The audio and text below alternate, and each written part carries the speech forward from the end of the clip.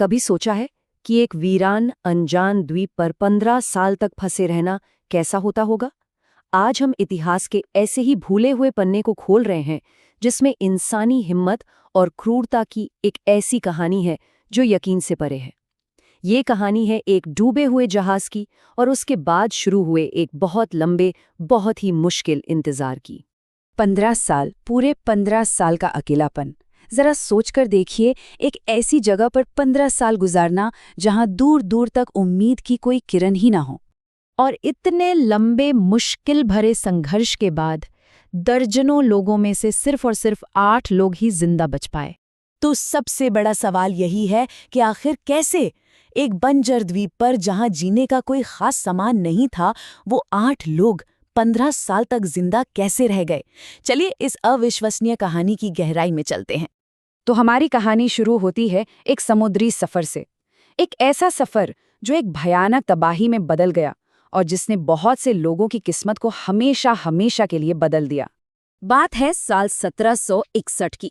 France का एक जहाज था लुटल, जो मैडागास्कर से एक गैर कानूनी मिशन पर निकला।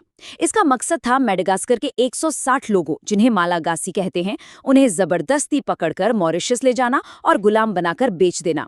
लेकिन 31 जुलाई की रात एक जबरदस्त तूफान आया और उसने जहाज को ट्रौमिलिन नाम के एक छोटे अनजान द्वीप की चट्टानों पर पटक दिया। जहाज टूटकर डूब गया। अच्छा, अब जरा जहाज पर सवार लोगों की संख्या को देखिए। ये अपने आप में एक कहानी है। जहाज पर 142 फ्रांसीसी क्रू मेंबर थे और लगभग उतनी ही संख्या में यानी 160 मालागासी बंदी थे। लेकिन जब जहाज डूबा तो बचने वालों के आंकड़े चौंकाने वाले थे।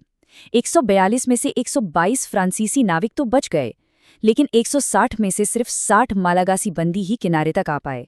जानते हैं ऐसा क्यों हुआ? क्योंकि उन मालागासी लोगों को जहाज के निचले हिस्से में बंद करके रखा गया था। जब जहाज डूबा तो उन्हें बाहर निकलने का मौका ही नहीं मिला। तो अब यहाँ से कहानी एक नया और बहुत ही दर्दनाक मोड़ लेती है। द्वीप पर पहुंचने के बाद जो कुछ हुआ वो भरोसे और धोखे की एक सच्ची कहानी है। अगले 2 महीनों तक फ्रांसीसी नाविकों ने बचे हुए 60 मालागासी लोगों से जबरदस्ती काम करवाया। उनसे जहाज के मलबे से एक नई नाव बनवाई और देखिए, विडंबना ये थी कि उस नाव का नाम रखा गया ला प्रोविडेंस, यानी उम्मीद का जहाज। जब फ्रांसीसी क्रू उस नई नाव में बैठकर जाने लगे तो उनके कप्तान ने पीछे छूट गए 60 मालागासी लोगों से एक वादा किया, हम वापस आएंगे, तुम लोगों को यहाँ से ले जाने के लिए हम जरूर लौटेंगे। और बस यहीं से इन 2 समूहों की किस्मत बिल्कुल अलग हो गई।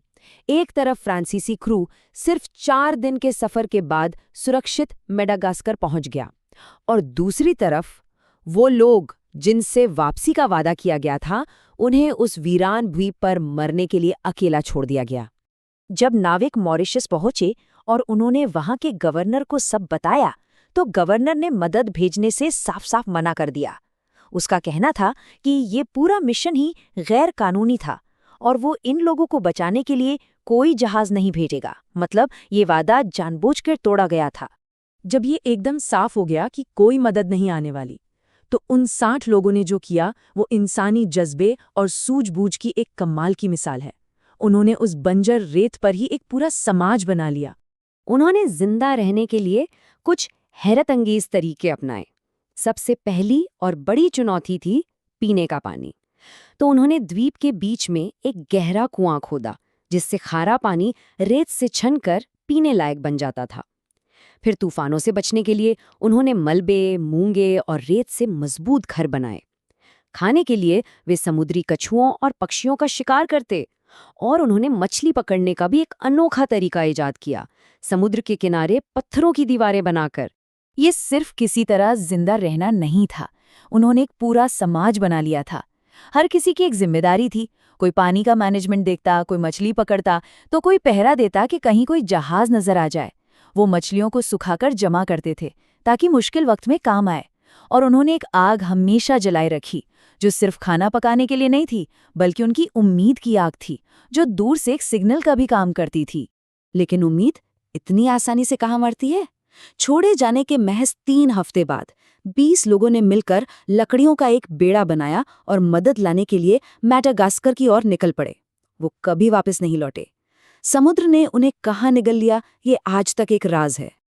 साल गुजरते गए और द्वीप पर फंसे लोगों का इंतजार एक कभी न खत्म होने वाली परीक्षा बन गया।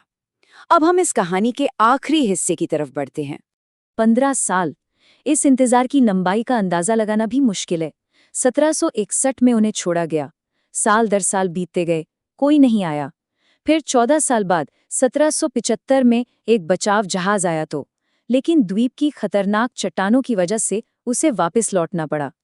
एक और साल गुजरा और फिर 29 नवंबर 1776 को ला डॉफिन नाम का जहाज आखिरकार द्वीप पर उतरने में कामयाब हो गया। लेकिन तब तक बहुत देर हो चुकी थी। ये आंकड़े दिल दहला देने वाले हैं। द्वीप पर छोड़े गए 60 लोगों में से 20 समुद्र में खो गए। 32 ने बीमारी, भूख और शायद निराशा से द्वीप पर ही दम तोड़ दिया। 15 साल के लंबे इंतजार के बाद सिर्फ 8 लोग जिंदा बचे थे। और जब बचाव दल द्वीप पर उतरा तो उन्हें जो दिखा वो हैरान करने वाला था। वहां सिर्फ 7 औरतें और एक 8 महीने का छोटा सा बच्चा जिंदा थे। एक ऐसा बच्चा जो उसी द्वीप पर पैदा हुआ था। तो इस कहानी की विरासत क्या है? ये कहानी है एक तरफ क्रूरता और अन्याय की और दूसरी तरफ इंसानी हिम्मत, सूझबूझ और किसी भी हाल में जिंदा रहने की इच्छा शक्ति की। ये एक बेमिसाल दास्तां है। और आखिर में ये सवाल हमारे लिए है, ये भूली बिसरी कहानी हमें जिंदा रहने के जज्बे, अन्याय और उन लोगों को याद रखने के बारे में क्या सिखाती है जिन्हें इतिहास अक्सर अपने पन्नों में जगह नहीं देता।